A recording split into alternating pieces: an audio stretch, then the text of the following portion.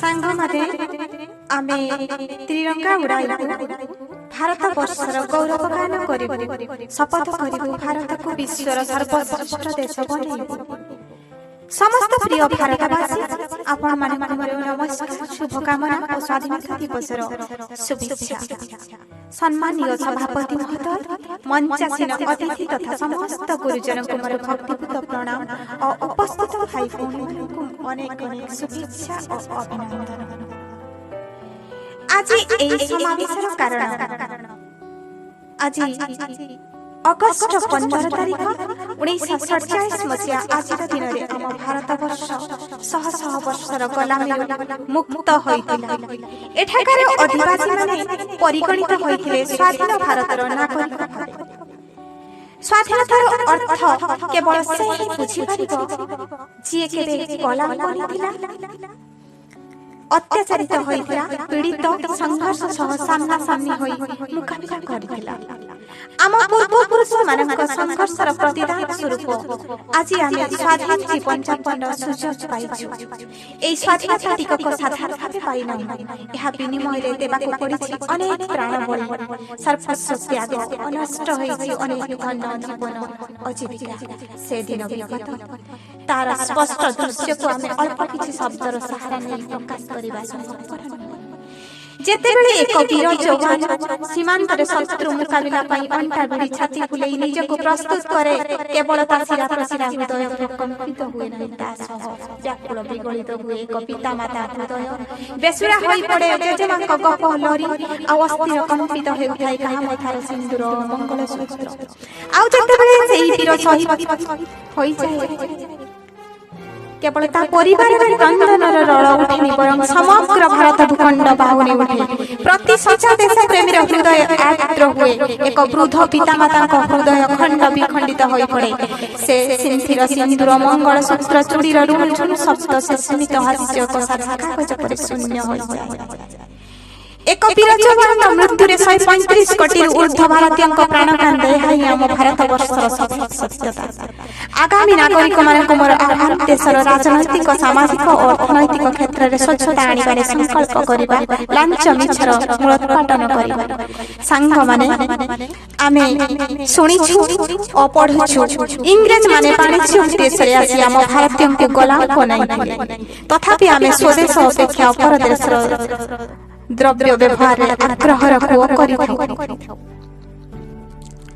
ତଥାପି ସମୟ ଅଛି, ଭାରତକୁ ଶୀର୍ଷରେ ପହଞ୍ଚାଇବାକୁ ହେଲେ ପ୍ରଥମେ ନିଜ ଦେଶ, ନିଜ ମାଟି, ସ୍ୱଦେଶୀ ଦ୍ରବ୍ୟ ବ୍ୟବହାରରେ ଆଗ୍ରହ ରଖିବା।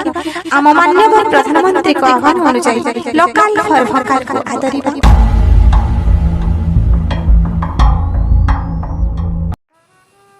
ଦୀର୍ଘ ଦିନ ଧରି ରୁଷ ୟୁକ୍ରେନ ଯୁଦ୍ଧର ଭୟାବହ ପରିଣାମ ଥରେ ନୀରବରେ ବସି ଚିନ୍ତା କରିବା,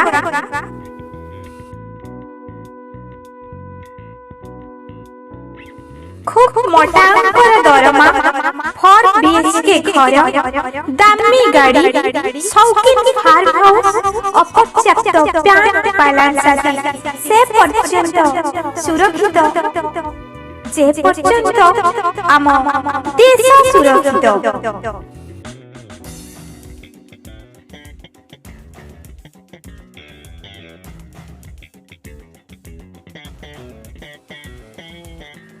ୟୁକ୍ରେନ ନାଗରିକଙ୍କ ଡହଳ ବିକଳ ଅବସ୍ଥା ନିଶ୍ଚୟ ସଭିଙ୍କ ଆତ୍ମାକୁ ଆର୍ଦ୍ର କରି ପକାଇବ। ଲକ୍ଷ ଲକ୍ଷ ୟୁକ୍ରେନ ଅଧିବାସୀ ନିଜର ସର୍ବସ୍ୱ ତ୍ୟାଗ କରି ଆଜି ଅପର ଦେଶରେ ଶରଣାର୍ଥୀ ବନିଛନ୍ତି।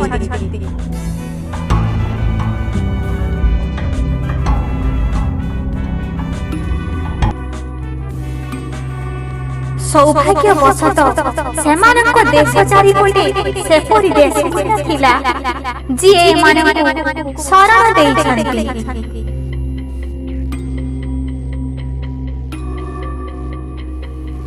ଏବେ ଥରେ ଭାବିଲେ, ଆମ ଦେଶ ଚାରିପଟେ କେଉଁ କେଉଁ ଦେଶ ଅଛି?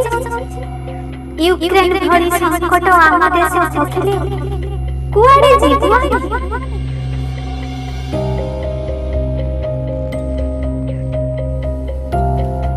କିଏ ଦେବ ଆଶ୍ରୟ?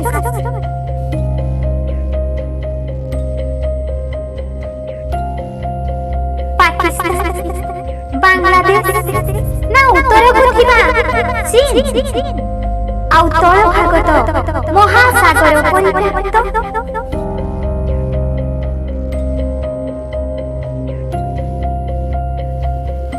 ଶରଣ ଦେବା ପାଇଁ କେହି ନାହିଁ।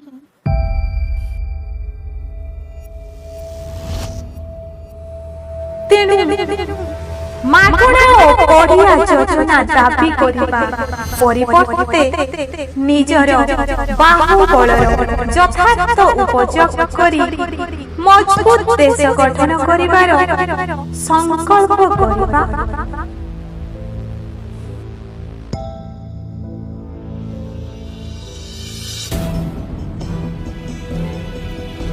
ଆସନ୍ତୁ ଏହି ଅବସରରେ ଶପଥ କରିବା।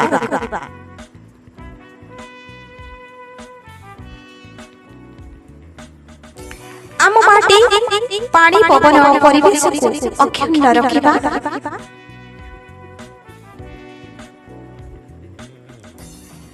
ପରିବେଶ ଗଛଟି ଲଗାଇ ଯତ୍ନ ନେବା।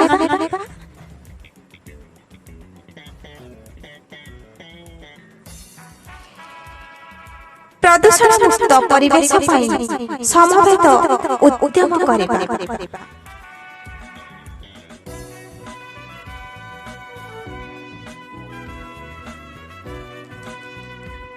ନିଜ ଦେଶ ଉତ୍ପାଦିତ ଦ୍ରବ୍ୟର ବ୍ୟବହାର କରିବା।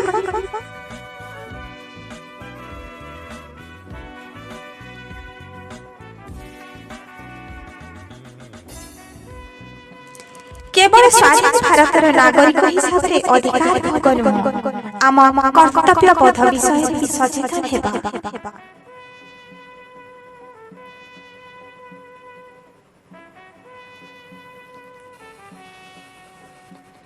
ସମସ୍ତ ପ୍ରକାର ଅବଗୁଣରୁ ନିଜକୁ ମୁକ୍ତ ରଖି ନିଜକୁ ସୁନାଗରିକ ଭାବେ ଗଢ଼ି ତୋଳିବା।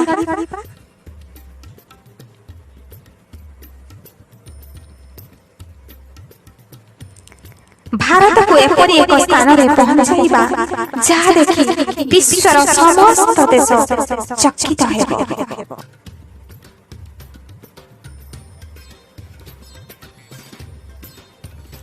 ପରିଶେଷରେ ମୁଁ ଏତିକି କହିବି, ଜ୍ଞାନ, ଗୁଣ ଓ କାରିଗରୀ ମୁଁ ନିହାତି କ୍ଷୁଦ୍ର, ମାତ୍ର ଗୋଟାଏ କଥା ମୋତେ ଗର୍ବିତ କରେ, ମୁଁ ଏ ଭାରତ ମାତାର ଓ ଏ ଭାରତ ବର୍ଷ ମୋର। জয় জয় ভারত, জয় জননী।